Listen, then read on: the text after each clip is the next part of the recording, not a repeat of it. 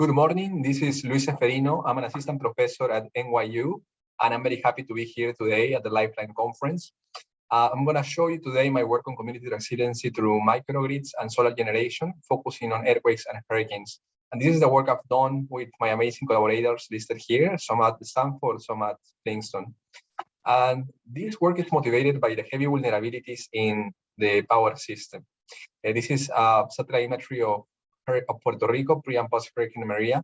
And you can see here the scale of the damage to the power system. Millions of people were left without power for several months here.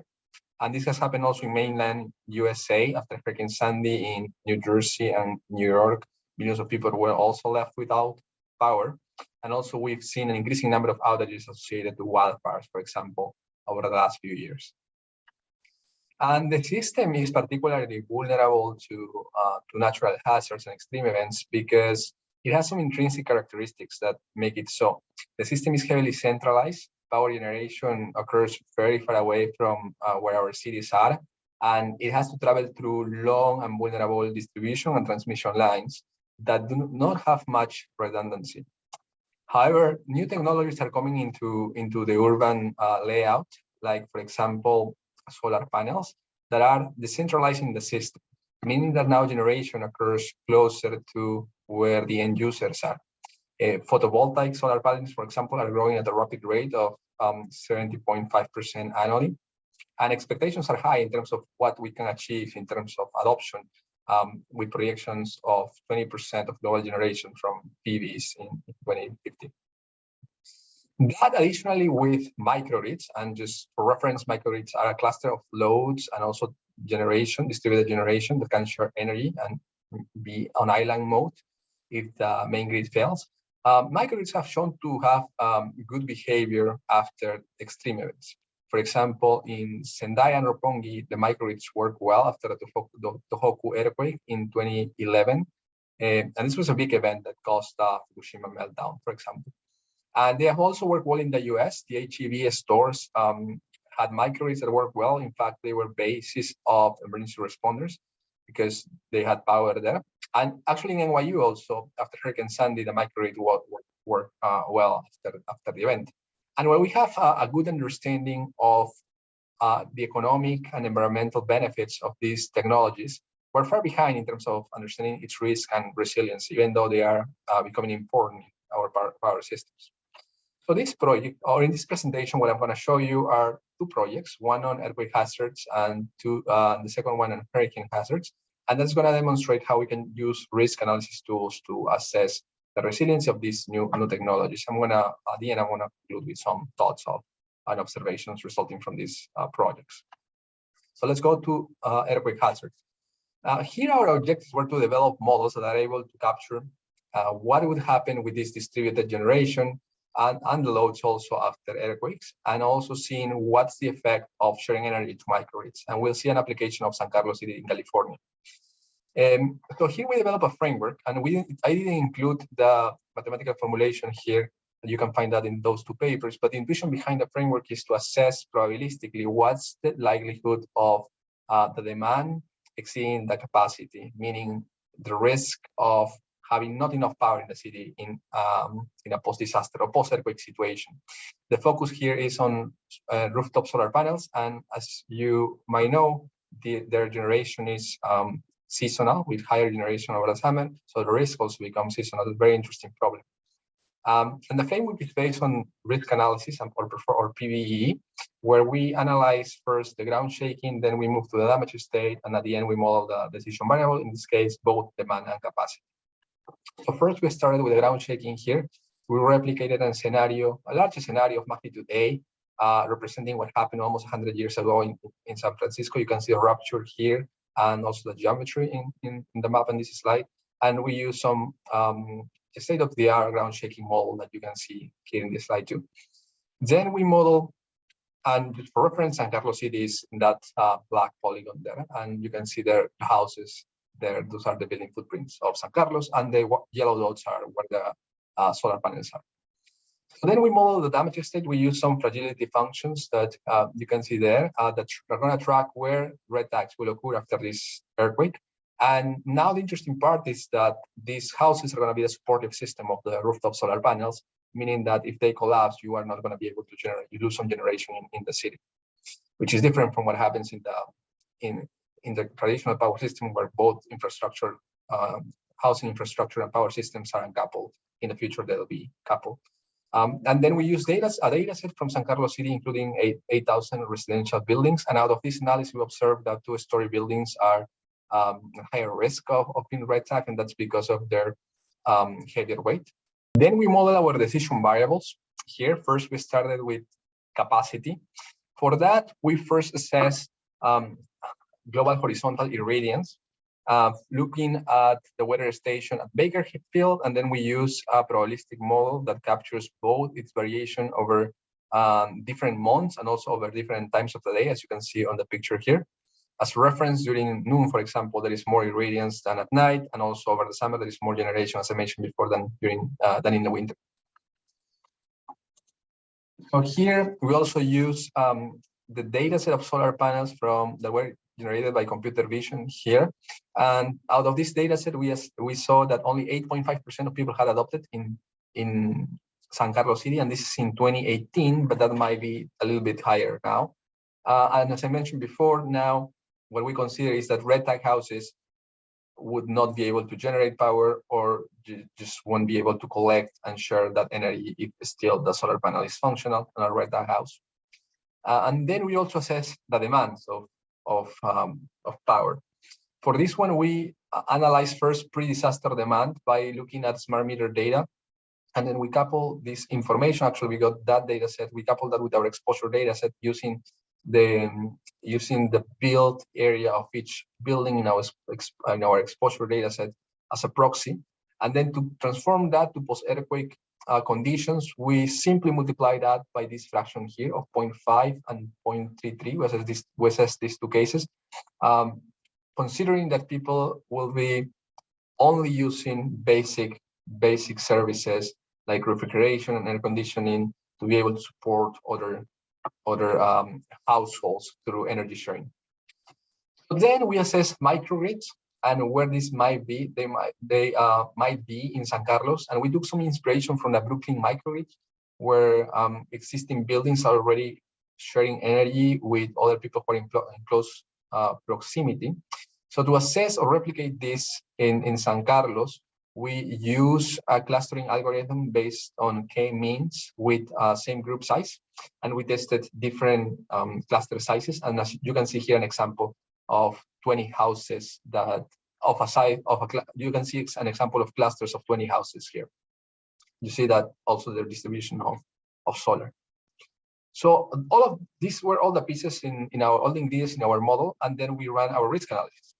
And you can see here on the plot at the left, different points. Each point represents the risk of one cluster. Remember that closer to one, that means that you won't meet your demands. And these are supposed to be box plots, and you see lines at one, so that means that most of the clusters or microgrids have 100% risk. They won't be able to meet their demands. And the reason behind this is that 8.5% is still insufficient for the city to fully sustain its demands after an earthquake oxidation. This is when the main grid is out, right? You can see now also from this analysis that during the summer things tend to look a little bit better, with some clusters, a few clusters that have lower risk, and that's because of the seasonality of generation. You have more generation in the summer. So 8.5% is still insufficient, and what we want to see is what would happen when you have more capacity in the system, more adopters. To see what might happen in the future, we assessed two situations. One case that it's purely economically driven adoption, where the largest consumers will adopt first. And once we saw what that would look like in terms of the clusters, we saw that some clusters would be having a lot of adopters and other ones would not. So that was introducing a lot of disparities in the adoption. And to test what would happen in a more even situation, we proposed to test a more even policy in which each cluster would have the same amount of adopters, new adopters, but those would be the largest within the cluster. Yet we have very different policies here. And we run our risk analysis. This is average over the entire year, so it might happen on any time over the year. And we assess risk. And we saw here that with 20% adoption for both the overall and the event policy, the risk decreases from what it was, 1 in the median cluster, to almost 50%. So we start seeing these very important reductions in risk. The other interesting thing we see is that the overall rule, because it introduced disparities in the adoption, also introduces disparities in risk. And that can be seen from the wider boxes in the plot above. And when you go to the even adoption, you can see that the risk is more evenly distributed, with clusters having, a lot of clusters having a risk of 0.5. Whereas in the overall adoption, you see this very wide distribution, with some clusters or microgrids having very good performance and other ones without good performance. So this is in an average situation over the year, and then we also assess what happens during the summer. And so this is a best case scenario where you would have more generation. And what we see here is that with 20% adoption, your risk decreases to almost 0 in the median cluster, but still some disparities persist, resulting from these different adoption rules. So this has important implications for any incentive you want to give to the city for a more equal or even adoption of solar panels. That's also going to propagate to a more even adoption or a more even distribution of risk, instead of introducing disparities to the city. This is what our project did or entailed for earthquake hazards. And then what I want to show you is a different project on hurricane hazards. So here, what we did is we proposed a model that combines hurricane hazards with solar generation during hurricanes, which are affected by hurricane cloud conditions, and also a study on solar panel vulnerability. And we developed here some of these components in addition to the overall framework, and we'll see an application here to the entire coast in the United States. And here, this is our framework in a very qualitative description here, or formulation. You can find the mathematical formulation in these 2 papers. But here we focus more on generation rather than both generation and demand. We are going to analyze demand in the next stage of this project. But we use a framework similar to the one for earthquakes to assess the risk of generation here of solar generation. First, we assess hurricane hazards. Then we move to assessing how irradiance changes during hurricanes. Then we assess solar panel functionality and vulnerability, and we finalize modeling solar generation under storms. That's our decision variable. Let's start with hurricane hazards. We utilize an existing data set of synthetic storms that come as a result of a global circulation model that can actually track climate change. So you could even assess what happens with with an increasing hurricane hazard. And this is a full tropical cyclone model where you can analyze, or you get synthetic storms all the way from its genesis, and have the tracks also of the hurricane and even the wind profiles. As a result of this model, we got a sample of 5,000 synthetic storms making a landfall on the coast of the US, and many of them reach category 5 in this data set. So that was part 1. In part 2, we want you to see this effect here. So this is a map of the US, the southernest part of the US at 3 p.m. on August 29th of 2006. And this might seem like a random date, but if you look at what happened 1 year before, that's Hurricane Katrina. And by the comparison, you can see how irradiance decreases during hurricane, and a little bit of its relationship with the hurricane sizes, as you see the different radii here of the hurricane, and how it's coupled to irradiance and hurricane conditions. So we did an extensive data set, an extensive analysis on an extensive data set, incorporating hurricane conditions and also irradiance during these hurricanes.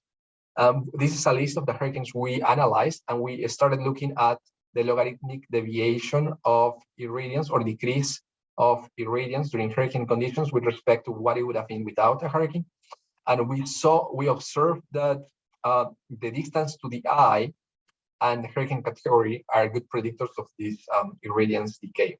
The closer you are to the eye of the hurricane, the strongest the stronger the decay, and also the higher the category, the stronger the decay. And this is associated to particular cloud structures that are optically thick, that absorb or reflect irradiance and light. So after doing this assessment, we developed a model, a predictive model from this data set. And here we took inspiration from how ground motion models are formulated.